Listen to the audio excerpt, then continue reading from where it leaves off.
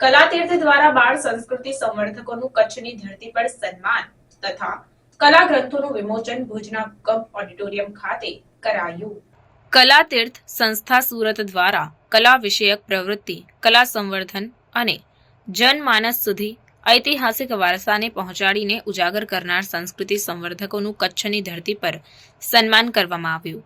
ગુજરાતના અંતરિયાળ અને છેવાડાના ગામના કલાકારોની તથા કલા સર્જકોને સતત હૂંફ આપતી સંસ્થા કલાતીર્થ ટ્રસ્ટ સુરત દ્વારા કલા વિષયક ગ્રંથોનું સંપાદન અને પ્રકાશન પણ કરવામાં આવે છે।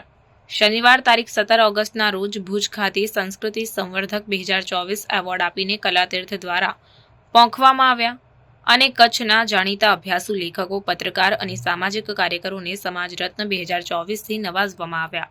આ ભવ્ય સમારોહમાં કલાતીર્થ ટ્રસ્ટ દ્વારા પ્રકાશન અને સંપાદન કરવામાં આવેલ કલા ગ્રંથનું વિમોચન કરવામાં આવ્યું હતું। બંને કલા ગ્રંથની વાત કરી તો કચ્છ અને રામરાદ ગ્રંથનું ગુજરાતી અનુવાદ કૃપા પિયુષભાઈ ભટ્ટે કર્યો છે।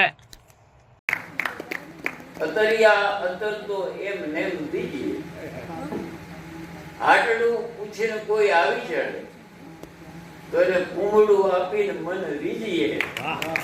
અતરિયા અતરના સોદા ન કીજીએ, અતરિયા અતર તો એમને દીજીએ। કદાચ આ મને આ નક્કી કર્યું એટલે આ કામ થાય નહીં। આ બધા ધન્ય નામ લોકો છે,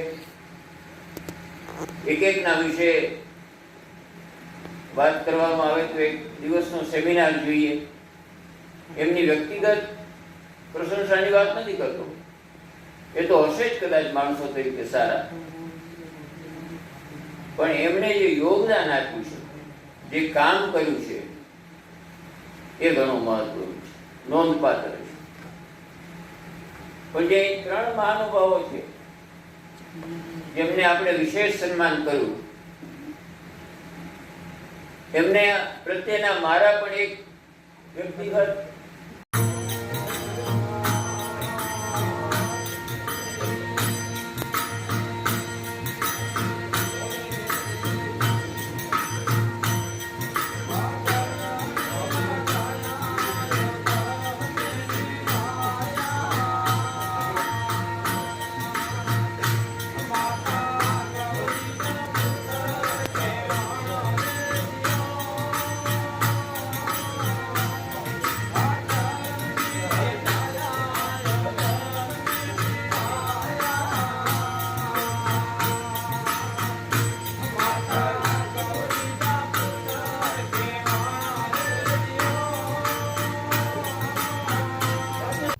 સંદેશ ન્યૂઝની તમામ લેટેસ્ટ અપડેટ્સ માટે ચેનલને હમણાં જ લાઇક, શેર અને સબસ્ક્રાઇબ કરો।